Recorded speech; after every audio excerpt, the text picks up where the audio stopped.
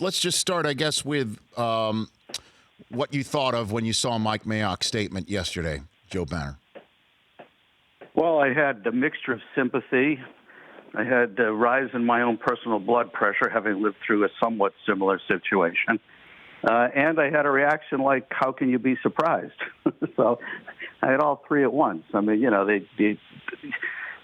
people don't change their stripes. And we have an incredibly talented player who's extremely high maintenance, and that's who he is, and that's who he's going to be, and they shouldn't be surprised. So what do you think the options are? Walk me through,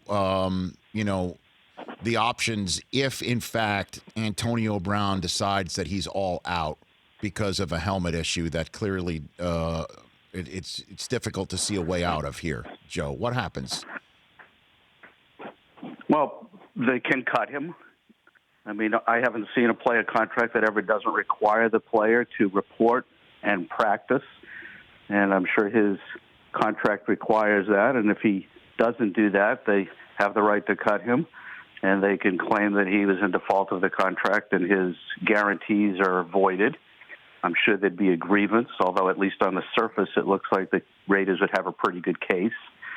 They can give him what they call a 5-day letter, which requires him to kind of report and kind of no more nonsense, or the consequences that I just mentioned are even worse because he basically has to sit out for the season if he's not there in 5 days. And although he's there today, this could be, at least over in terms of his coming and leaving or not. We don't really know. Or they could just say, you know what, we knew what we were getting and we think the talent is worth it and we're going to put up with it. But they should not have any illusion that his reporting means everything's fine and now let's just get back to football. It's just not the way it goes.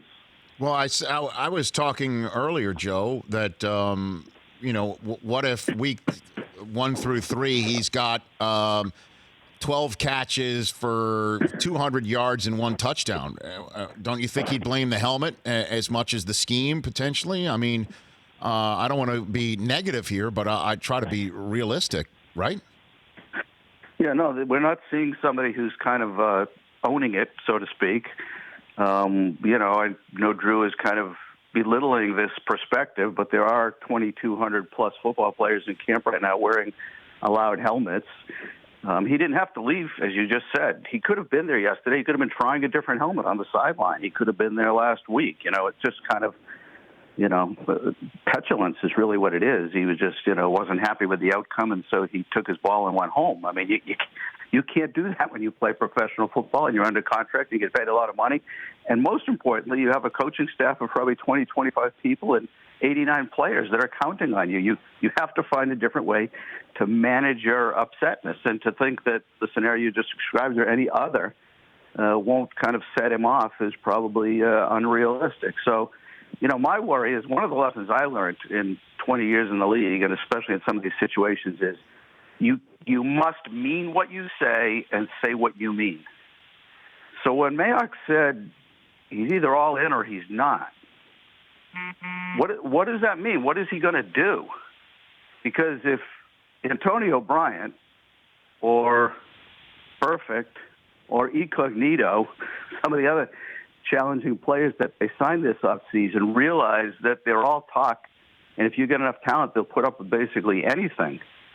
That's going to turn into a crazy place to try to be a head coach and get everybody on the same page and be successful. So, I don't know what he meant. Like, what was he going to do? Was he going to cut him? I don't believe that. I really don't.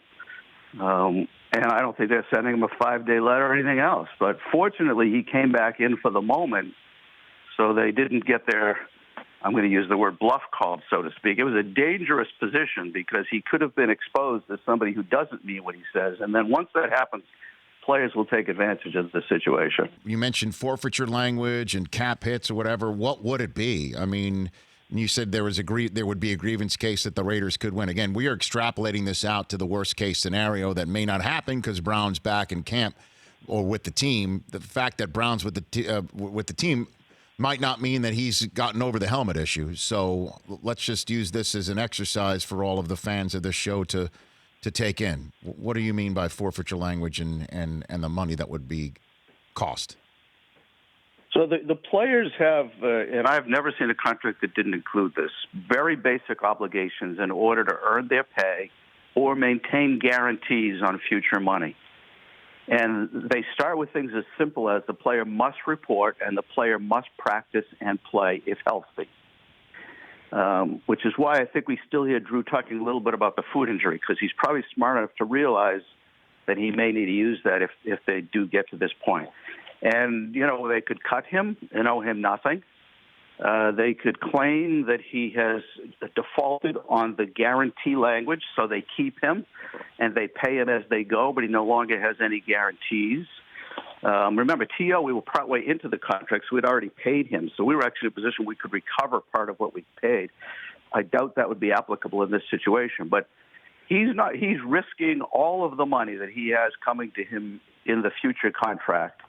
And at a minimum, he's risking all of the guarantees on that money. I mean, if I was the Raiders, I would certainly be arguing that you have no longer got this guaranteed money. I'd go through a whole legal process, file it with the league, give the player warnings, this whole series of steps you have to follow, so that if he continued to act up, even if he was in camp, I no longer have any guarantee obligations, which frankly turns the leverage from the player back to the team, so that you can now make demands.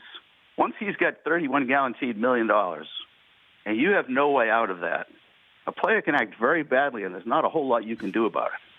If he doesn't have those guarantees, which I would argue he's already taken action from which the Raiders could at least get out of the guarantees, then the team has quite a bit of leverage, and the amount of money that they owe him and the risk he's taking, that he could see none of it.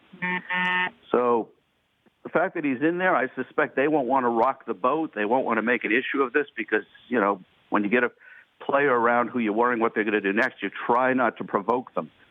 But they may look back and regret that next week or a month into the season, depending upon what's happening. For more of The Rich Eisen Show, tune to Audience Channel 239 on DirecTV for free on BR Live or download the Rich Eisen Show app.